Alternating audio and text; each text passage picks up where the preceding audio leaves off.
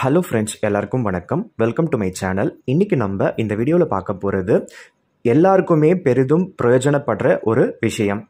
இந்த வீடியோவை முழுக்க பாருங்கள். கண்டிப்பாக வேலைக்கு போயிட்டு வரீங்க, உங்களுக்கு மாத சம்பளம்னு வருதுன்னா அந்த மாதிரி மாத சம்பளத்தில் வாழ்கிறவங்க எல்லாருக்குமே இந்த வீடியோ பெரிதும் உபயோகமாக இருக்கக்கூடிய ஒரு வீடியோ.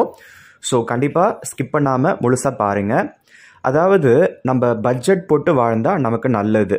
ஸோ மாதத்துக்கு ஒரு 20,000 ரூபாய் இருந்தால் போதும்பா அப்படின்னு ஒரு சில ஃபேமிலியில் இருப்பாங்க. மாதத்துக்கு 40,000 ரூபாய் இருந்தால் போதும்பா அப்படின்னு இன்னொரு ஃபேமிலியில் இருப்பாங்க. ஒரு சில ஃபேமிலியில் லட்சக்கணக்காக செலவாகுது, ஒரு 1,00,000 ரூபாய் 2,00,000 ரூபாய் சம்பாதிச்சா கூட பத்த மாட்டேங்குதுன்னு சொல்லிட்டும் ஒரு சில ஃபேமிலியில் இருப்பாங்க. அதனால் ஃபர்ஸ்ட் ஆஃப் ஆல் நீங்கள் எல்லாருமே அவங்களோட தேவைக்கு ஏற்ப அந்த பட்ஜெட் என்னன்னு சொல்லிட்டு அந்த மந்த்லி பட்ஜெட்டை போட்டு வச்சுக்கணும். அது எவ்வளோ வருதுன்னு சொல்லி நீங்கள் பார்த்துக்கோங்க. அது பார்த்ததுக்கப்புறம் ஓகே இவ்வளோ தான் நம்ம பட்ஜெட்டு, அந்த வருமானத்துக்கு ஏற்ற மாதிரி நம்ம சம்பாதிச்சா போதும் அப்படின்னு சொல்லிட்டு நம்ம அடங்கக்கூடாது. அப்போ அதுக்கு மேலே நம்ம பட்ஜெட்டையும் தாண்டி நம்ம தேவைங்களுக்கும் தாண்டி நம்ம சம்பாதிக்கணுமா வேணாவான்னு பார்த்தா அது உங்களோட அந்த ஓன் டிசிஷன் தான். ஒரு சிலர் பார்த்தீங்கன்னா நமக்கு வருதா, அந்த வருமானத்தில் நமக்கு வாழ்க்கை நல்ல விதமாக ஓடுதா, நமக்கு ஃப்யூச்சர் பற்றின கவலை எல்லாம் தேவையில்லை, இன்றைக்கி இந்த நாள் நல்லா ஓடுதா, சரி போதும் அப்படின்னு சொல்லிட்டு யோசிப்பாங்க. அந்த மாதிரி இருக்கவங்களுக்கு பிரச்சனை கிடையாது. ஆனால் ஃப்யூச்சரில் பசங்க நல்லா படிக்கணும், அவங்களுக்கு கல்யாணம் காட்சின்னு பண்ணணும், ஸோ ஒரு நல்ல ஒரு வீடு வாங்கணும், இந்த மாதிரிலாம் எத்தனையோ கோல்ஸ் இருக்கும். அந்த மாதிரி கோல்ஸ் எல்லாம் இருக்கப்ப நம்மளோட லைஃப்பில் நம்ம முன்னுக்கு வரணும்னு நினைக்கக்கூடியவங்க கண்டிப்பாக அந்த பட்ஜெட்டுக்கு ஏற்ற சம்பளம் மட்டும் நம்ம வாங்கினா பத்தாது, அதுக்கும் மேலே சம்பாதிக்கணும்னு நம்ம நினைக்கணும்.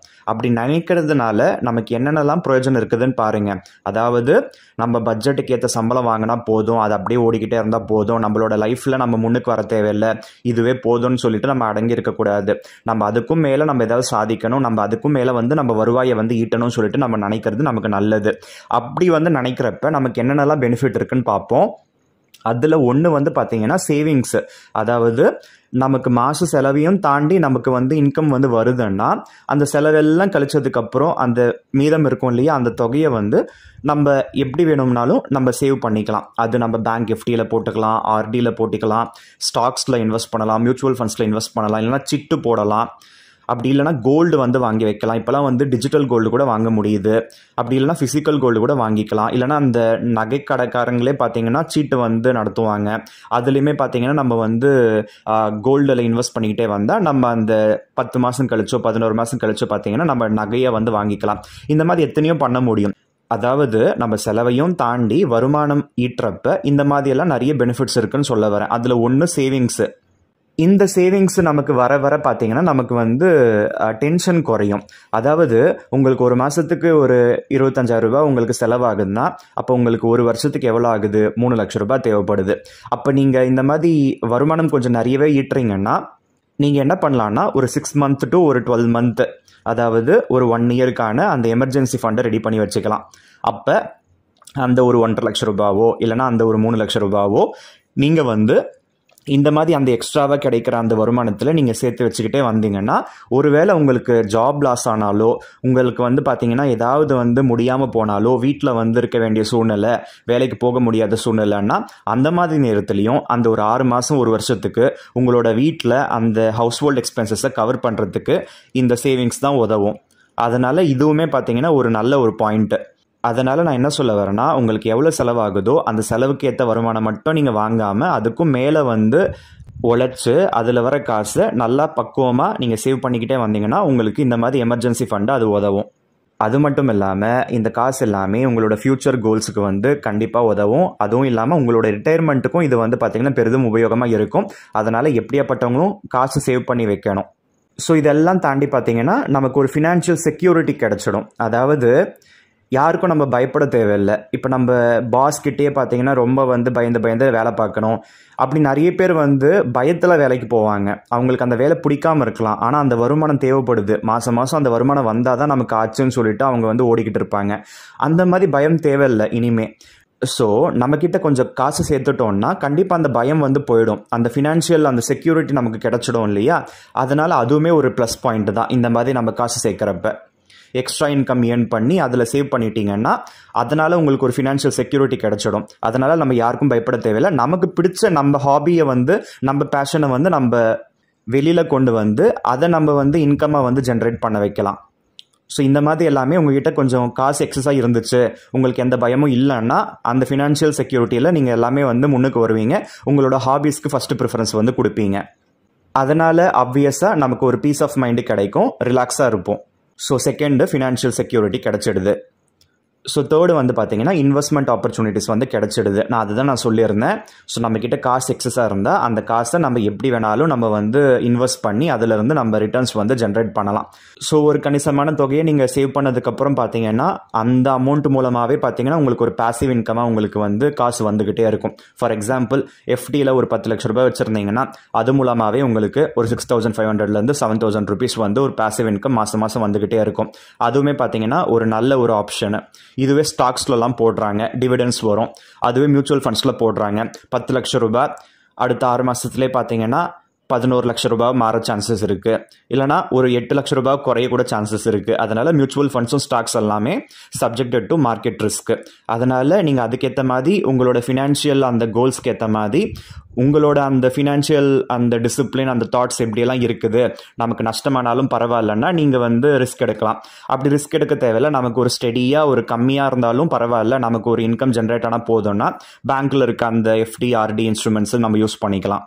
ஸோ நம்ம வருமானம் அதிகமாக நம்ம ஈட்டுறதுனால நமக்கு என்ன ஆப்ஷன் இருக்குது, நிறைய இன்வெஸ்ட்மெண்ட் பண்ணிக்கிறதுக்கு ஆப்ஷன் வந்து கிடைக்குது. So investment opportunities are more when you are earning more.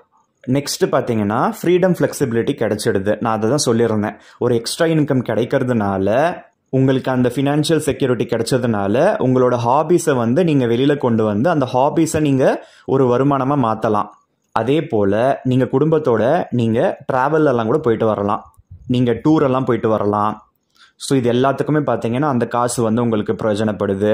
அது மட்டும் இல்லாமல் உங்களுக்கு பிடிக்காத வேலையை நீங்கள் இத்தனை நாள் செஞ்சுக்கிட்டு இருந்தீங்கன்னா அது இனிமேல் செய்யாமல் உங்களுக்கு பிடிச்ச வேலையை வந்து நீங்கள் தேர்ந்தெடுத்துக்கலாம். அதனாலுமே பார்த்தீங்கன்னா உங்களோட கரியரும் நல்ல விதமாக உங்களுக்கு வந்து பூஸ்டப் ஆகும்.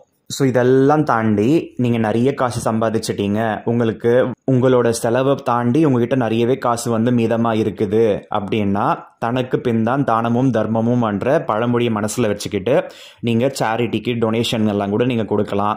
இல்லைன்னா கஷ்டப்படுறவங்களுக்கு நீங்கள் வந்து உங்களோட காசை வந்து கொடுத்து நீங்கள் உதவலாம். இல்லைன்னா ரோட்டில் சாப்பாடுக்கு கூட கஷ்டப்பட்டுட்டு இருக்கவங்க எத்தனையோ பேர் இருக்காங்க, அவங்களுக்கெல்லாம் கூட நீங்கள் சாப்பாடு வாங்கி தரலாம். இந்த மாதிரி அந்த காசில் ஒரு பங்கு நீங்கள் இந்த மாதிரிலாம் கூட நீங்கள் சேரிட்டி டொனேஷன்ஸ் இந்த மாதிரிலாம் கூட கொடுத்து நீங்களும் வந்து மேலே வந்திருக்கீங்க, உங்கள் கீழே இருக்கவங்க எல்லாரையும் கூட நீங்கள் வந்து மேலே கொண்டு வரலாம். ஸோ இதுக்குமே ஒரு நல்ல ஆப்பர்ச்சுனிட்டியாக அந்த காசு வந்து உங்களுக்கு உதவும். So what you are getting from the society you are giving back to the சொசைட்டின்ற மாதிரி நீங்கள் ஃபீல் பண்ணி உங்களுக்கு வருமானம் கிடைச்சது இல்லையா, அது நீங்கள் ஏதாவது சர்வீஸ் பண்ணியிருப்பீங்க, வேலைக்கு போயிருந்திருப்பீங்க, அதிலிருந்து வர காசு வந்து நீங்கள் you are going to giving back to the society or poor people. So அதுவுமே பார்த்தீங்கன்னா ஒரு நல்ல ஒரு உதாரணம் தான். அதுவுமே பார்த்தீங்கன்னா இந்த காசு நிறைய வச்சுருக்கவங்க எல்லாருமே பார்த்தீங்கன்னா செய்யக்கூடிய ஒன்று தான். நிறைய பேருக்கு மனசு வராது, அப்படி மனசு வச்சு செஞ்சாங்கன்னா அது அவங்களோட பிள்ளைங்களுக்கு அவங்களுக்கு எல்லாமே பார்த்தீங்கன்னா புண்ணியமாக போகும்னு சொல்லிட்டு அதுவுமே ஒரு பிலீஃப் இருக்குல்ல, அதனால சொல்ல வரேன். ஸோ இதெல்லாம் தாண்டி பார்த்தீங்கன்னா ரிட்டையர்மெண்ட் பிளானிங் வந்து நீங்கள் பண்ணிக்க முடியும். ஸோ உங்களுக்கு எக்ஸஸாக அமௌண்ட் வந்துக்கிட்டே இருக்குது, உங்களுக்கு 20,000 ரூபாய் மாத செலவுக்கு போதும், ஆனால் உங்களுக்கு 50,000 ரூபாய் வருது இல்லைனா 30,000 ரூபாய் வருதுன்னா அந்த எக்ஸஸ் 10,000 ரூபாயோ அந்த எக்ஸஸ் 20,000 ரூபாயோ பார்த்தீங்கன்னா நீங்கள் ஸ்ப்ளிட் அப் பண்ணி நிறைய இன்ஸ்ட்ருமெண்ட்ஸ் நிறைய சேவிங்ஸ் இன்ஸ்ட்ருமெண்ட்ஸில் நீங்கள் போட பார்த்தீங்கன்னா உங்களுக்கு ரிட்டையர்மெண்ட் ஃபண்டு அந்த கார்பஸ் ஃபண்டு வந்து உங்களுக்கு கிடச்சிடும். அந்த கார்பஸ் ஃபண்டு கிடச்சிட்டா அதில் இருக்க ரிட்டர்ன்ஸ் மூலமாகவே நீங்கள் வந்து லைஃப்பை சஸ்டெயின் பண்ணிட்டு போயிடலாம். அதனால் உங்களுக்கு நல்லாவே ஃபினான்ஷியல் செக்யூரிட்டி கிடச்சிடும். அதுக்கப்புறம் நீங்கள் வேலைக்கு போகணும்னு அவசியம் கூட இருக்காது. இது எல்லாத்துக்குமே அந்த எக்ஸ்ட்ரா இன்கம் தான் உதவ போகுது. ஸோ இதெல்லாம் தாண்டி நம்ம பட்ஜெட்னு போடுறோம், வருஷத்தோட ஆரம்பத்தில் நம்ம போடுறோம் பட்ஜெட் 20,000 ரூபாய் இருந்தால் போதும்னு. ஆனால் அந்த வருஷம் முடியறதுக்குள்ளவே அடுத்த வருஷத்துக்கெல்லாம் பார்த்தீங்கன்னா அந்த பட்ஜெட் 20,000னா 20,000 செலவு ஆகாது, 25,000 ரூபாய் செலவாகும். ஏன்னா இன்ஃப்ளேஷன் வந்து அங்கே வருது, எல்லாமே பார்த்தீங்கன்னா விலை கூட்டிடுவாங்க. ஃபார் எக்ஸாம்பிள் பால் வந்து விலை கூடிடும், பெட்ரோல் விலை கூடிடும், தங்கம் விலை கூடிடும், எத்தனையோ பொருள் வந்து இந்த கிராசரியில் வாங்குவோம்ல அந்த பருப்பு சர்க்கரை எண்ணெய் எல்லாமே பார்த்தீங்கன்னா விலை கூடிக்கிட்டே தான் இருக்குது. இதெல்லாம் நம்ம பல வருஷமாக பார்த்துக்கிட்டு தான் இருக்கோம். அந்த இன்ஃப்ளேஷனை பீட் பண்ணணும்னா நீங்கள் அதுக்கேற்ற மாதிரி நீங்கள் எக்ஸ்ட்ரா இன்கமில் வந்து கான்சன்ட்ரேஷன் பண்ணணும். அந்த எக்ஸ்ட்ரா இன்கம் தான் உங்களுக்கு இந்த இன்ஃப்ளேஷனை பீட் பண்ணுறதுக்கு உதவ போகுது. ஸோ இதெல்லாம் தாண்டி உங்களுக்கே ஒரு MBA பண்ணணும், இல்லைனா எக்ஸ்ட்ராவாக ஒரு கம்ப்யூட்டர் கோர்ஸ் வந்து போய் ஜாயின் பண்ணணும், உங்களோட கரியரை வந்து நீங்கள் பில்ட் பண்ணணும்னு நினைக்கிறீங்க, இல்லைனா ஒரு எம்டெக் பண்ணணும், ஒரு இன்ஜினியரிங் படித்தவங்க இந்த மாதிரிலாம் ஆசைப்பட சான்சஸ் இருக்குது. அப்போ இதுக்கு முன்னாடி உங்களோட பெற்றவங்களோட சப்போர்ட்டில் நீங்கள் வந்து படிச்சிருந்துருப்பீங்க. இப்போ இந்த எக்ஸ்ட்ரா இன்கமில் நீங்கள் சேர்த்து வச்சு உங்களுக்கு பிடிச்ச மாதிரியான அந்த படிப்பு எல்லாத்தையும் கூட பார்த்தீங்கன்னா, ஒருவேளை நீங்கள் ஃபாரினில் போய் படிக்கணும்னு நினச்சிங்கன்னா அதுக்கேற்ற மாதிரி நீங்கள் சேவ் பண்ண ஆரம்பிக்கணும். அந்த கோலை செட் பண்ணிக்கிட்டு நீங்கள் சேவ் பண்ணிக்கிட்டே வந்தீங்கன்னா உங்களுக்கு காசு சேர்ந்ததுக்கப்புறம் நீங்கள் இப்போ வந்து ஃப்ரீடமாக உங்களோட ஓன் டிசிஷன் எடுத்து நீங்கள் ஃபாரினுக்கு போகலாம் உங்களோட ஓன் காசில். இந்த மாதிரி உங்களுக்கு பிடிச்ச அந்த ஸ்கில்ஸை நீங்கள் வளர்த்துக்கணுன்னாலும், உங்களுக்கு பிடிச்ச அந்த படிப்பை நீங்கள் படிக்கணுன்னாலும், அந்த மேல் படிப்பு எல்லாத்துக்குமே பார்த்தீங்கன்னா நீங்கள் காசு வந்து எக்ஸ்ட்ராவாக ஏர்ன் பண்ணி அதை சேவ் பண்ணி நீங்கள் அதுக்கேற்ற மாதிரி நீங்கள் இந்த ஸ்கில்ஸ் எல்லாம் கூட நீங்கள் என்ரிச் பண்ணிக்கலாம். உங்களோட அந்த எக்ஸ்ட்ரா இன்கம் உங்களோட பர்சனல் க்ரோத்துக்கு கண்டிப்பாக உதவியாக இருக்கும்னு சொல்ல வரேன். இது எல்லாம் தாண்டி கடன் ஏதாவது இருந்ததுன்னா அந்த கடனை தீர்க்கறதுக்கு உதவும் இல்லையா? மாத செலவு இவ்வளோ தான். ஆனால் ஒரு சிலர் பார்த்தீங்கன்னா அவங்க பூர்வீகத்தில் அவங்க அப்பா, பாட்டன், பூட்டன் அப்படிலாம் கூட கடனை கூட வாங்கி வச்சுட்டு போயிருந்துருக்கலாம். ஆனால் அது வந்து இவங்க கட்ட வேண்டியதாக இருக்கும். அப்படி இருக்கப்ப அந்த எக்ஸ்ட்ரா இன்கம் எல்லாம் வச்சு தான் அந்த கடனை வந்து சீக்கிரமாக அவங்க வந்து அடைக்க முடியும். அதனால் அந்த எக்ஸ்ட்ரா இன்கம்மை கான்சென்ட்ரேட் பண்ணி அந்த கடன் எல்லாத்தையும் தீர்த்துட்டு புதுசாக ஃப்ரெஷ்ஷாக ஒரு நல்ல ஒரு வாழ்க்கையை வந்து அமைச்சிக்கிறதுக்கு இந்த இன்கம் வந்து உதவியாக இருக்கும். அதனால் ஒரு 20,000 ரூபாய் செலவாகிற இடத்துல நீங்கள் எப்பயுமே ஒரு 25,000 ரூபாயிலேருந்து ஒரு 30,000 ரூபாய் வந்து ஏர்ன் பண்ணணும்னு நினைங்க. ஸோ அதனால் ஒருவேளை உங்கள் குடும்பத்தில் ஆல்ரெடி கடனை வாங்கி வச்சுருக்காங்கனாலோ, இல்லைனா நீங்கள் வந்து எஜுகேஷனல் லோன் இந்த மாதிரிலாம் நீங்கள் எடுத்திருப்பீங்க இல்லையா? அந்த கடன் எல்லாத்தையுமே பார்த்தீங்கன்னா ஃபஸ்ட்டு உங்களுக்கு அடைக்கிறதுக்கு இந்த எக்ஸ்ட்ரா இன்கம் வந்து பெரிதும் உபயோகமாக இருக்கும். அதனால் அதெல்லாம் நீங்கள் மனசில் வச்சுக்கோங்க. ஸோ கடனோட சுமையை குறைச்சிட்டாலே நமக்கு நிம்மதின்றது ஆட்டோமேட்டிக்காக நம்ம வாழ்க்கையில் வந்துடும். அதனால் நிம்மதியாக நம்மளால் தூங்கி எழுந்துக்க முடியும். அதனால் இதெல்லாம் மனசில் வச்சுக்கிட்டு அந்த எக்ஸ்ட்ரா இன்கமில் கான்சென்ட்ரேட் பண்ணி உங்களோட கடன் எல்லாமே பார்த்தீங்கன்னா நீங்கள் குறைக்க ஆரம்பிங்க. கடனை தீர்த்துடுங்க மேக்ஸிமம். அப்போ தான் உங்களால் நிம்மதியாக இருக்க முடியும். ஸோ இன்றைக்கி நான் இந்த வீடியோவில் சொன்ன இது எல்லாத்தையும் நீங்கள் மனசில் வச்சுக்கிட்டு நீங்கள் நல்லபடியாக வந்து ஃபினான்ஷியல் டிசிப்ளினோட வாழ்கிறீங்கன்னா கண்டிப்பாக உங்களோட மைண்டு ரொம்ப பீஸ்ஃபுல்லாக இருக்கும். எந்த ஸ்ட்ரெஸ்ஸும் உங்களுக்கு இருக்காது.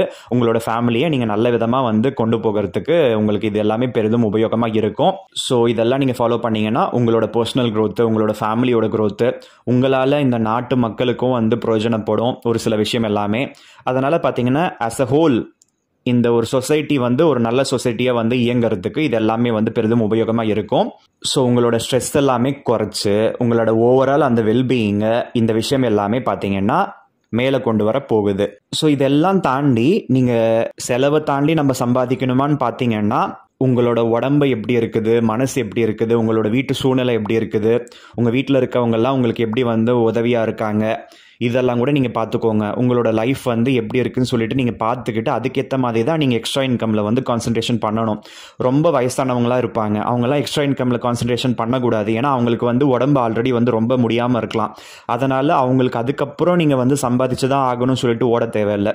அந்த மாதிரி இருக்கவங்களாம் போதும்ன்ற அந்த ஒரு நிலைமைக்கு வந்துட்டு இருக்கிறத அட்ஜஸ்ட் பண்ணிக்கிட்டு வாழணும். அதனால் இந்த எக்ஸ்ட்ரா இன்கம் எல்லாமே கான்சன்ட்ரேஷன் பண்ண வேண்டியது அந்த ஜஸ்ட் காலேஜ் முடிச்சுட்டு வந்தவங்க, அந்த 20ஸ்லேருந்து ஒரு 45 அந்த 60க்குள்ளே இருக்கவங்க தான்.